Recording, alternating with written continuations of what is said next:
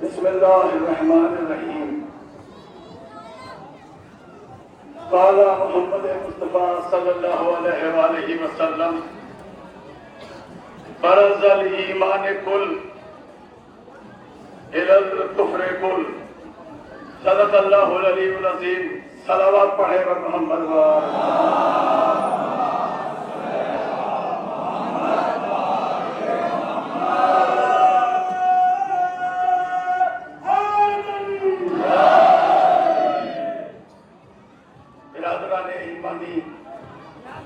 عزیزان محترم. میں نے پیغمبر اسلام کا بڑا مشہور و معروف قول آپ کے سامنے پیش کیا. یہ حدیث ہے اس وقت کی جب جنگ خندق میں عمرو ابن عبدود کے مقابلے پر کوئی جانے کے لیے تیار نہیں ہو رہا. وہ بار بار ادھر سے پکار رہا ہے حل من مبارز، کون ہے جو میرے مقابلے پر آئے. لیکن لشکر اسلام کی حالت یہ تھی جیسے سر پہ ٹائر بیٹھا ہوا ہو، سر ہلائیں گے تو اڑ جائے گا. اس وقت پیغمبر نے کہا کون ہے جو اس کے مقابلے پہ جائے. کوئی جانے کے لیے تیار نہیں ہوا. وہ جب تک دور سے آواز دے رہا تھا پیغمبر نے کوئی ایکشن یا ری ایکشن نہیں کیا.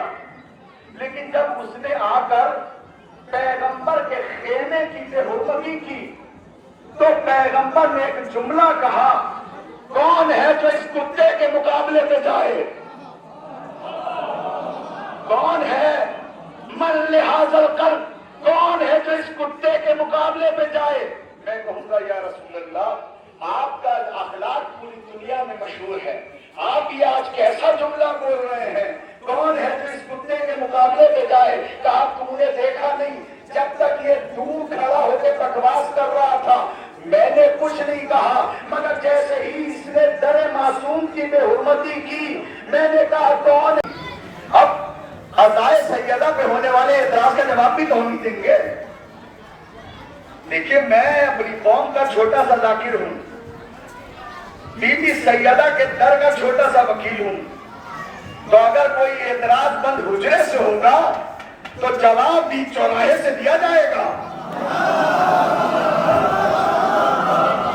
اعتراض کرنے میں کوئی عیب نہیں ہے، جواب نہ دینے میں عیب ہے. اور اعتراض بعد میں ختم ہوتا ہے، علی والوں کا جواب پہلے شروع ہو جاتا ہے. اعتراض آیا، ہر سال کی طرح اس سال بھی اعتراض آیا. اور یہ چیز آپ ماحول کے حساب سے دیکھ بھی رہے ہیں کہ صاحب سلجھنا میں نہ جانا، عاشور کے سلجھنا میں نہ جانا.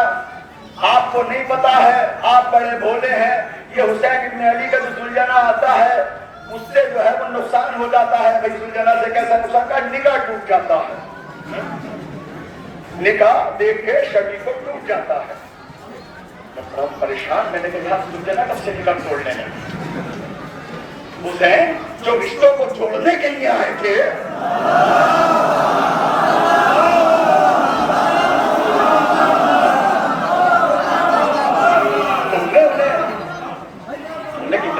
کر دیا امام حسین علیہ السلام کو. کہا نہیں صاحب جانا نہیں، نکاح ٹوٹ جائے گا، علم نہیں دیکھنا، نکاح ٹوٹ جائے گا. میں تاریخ میں تلاش کرنے کے لیے پہنچا کہ مجھے کچھ مل جائے. تو مجھے ایک جلوس نکلتا ہے محرم کے جسٹ بعد، 2.25 مہینے کا جسٹ بعد ایک جلوس نکلتا ہے. ناگپور میں جلوس نکل رہا تھا، ناگپور کے اندر جلوس نکل رہا تھا. اس جلوس کے اندر ایک سجی دھجی بلی بیٹھی تھی، ایک سجی دھجی بلی بیٹھی تھی. میں نے کہا صاحب یہ بتائیے اس جلوس سے اس بلی کا کیا تعلق؟ سر پہ جو ہے اس کے ربن بندھا ہوا ہے، اس پہ پتہ نہیں عربی میں کیا لکھا ہوں. میں تو صاحب جاہل ہوں، مجھے تو پتہ نہیں کیا تھا. لیکن کسی کو اگر چاہیے ہوگا تو میں وہ ویڈیو پرووائڈ کرا دوں گا. کسی کو اگر چاہیے میری بات پہ اعتراض ہے تو میں وہ ویڈیو آپ کو پرووائڈ کرا دوں گا. وہ بلی جلوس میں سجی ہوئی تھی اور اسی میں روزہ رسول کا فوٹو، اسی میں خانہ کعبہ کا فوٹو. میں نے پلٹ کے کہا، میں نے کہا صاحب یہ بتائیے یہ خانہ کعبہ کا فوٹو ہے سمجھ میں آتا ہے، یہ روضہ رسول کا فوٹو ہے سمجھ میں آتا ہے، یہ اصحاب کے نام لکھے ہوئے سمجھ میں آتا ہے، مگر یہ بلی کا کیا کانسیپٹ ہے؟ کیا یہ رسول اللہ کی بلی ہے؟ کہا نہیں، رسول اللہ سے بلی کا کیا تعلق؟ اصحاب کی بلی ہے، کہا اصحاب سے بلی کا کیا تعلق ہے؟ پھر یہ بلی کس کی ہے؟ کہا حضرت ابو ہریرہ بلیاں پالا کرتے تھے۔ حضرت ابو ہریرہ راوی ہے، میں عزت کرتا ہوں، 1 لاکھ سے زیادہ حدیث کے راوی ہیں، وہ بلیاں پالا کرتے تھے۔ تو میں نے کہا کیا یہ وہی بلی ہے؟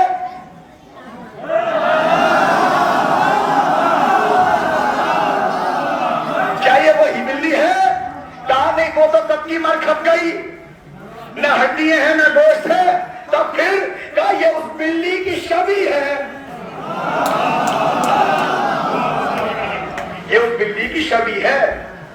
میں نے کہاں سے منگائی؟ کہا ایران سے، پرشین کیٹ۔ ایران کی پرشین کیٹ سجا لو گے تو صحیح ہے، ہندوستان کا گھوڑا سج جائے گا تو موت آ جائے گی۔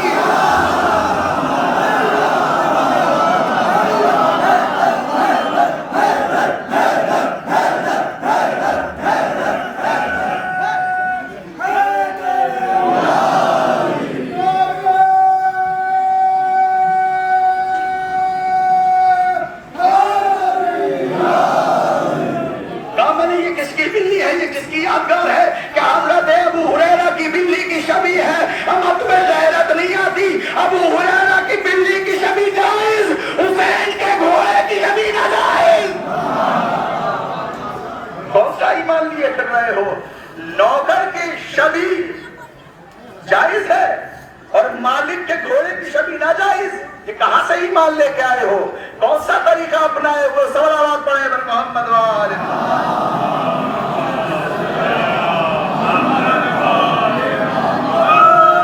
صدق اللہ العلی العظیم۔ صدق حسین۔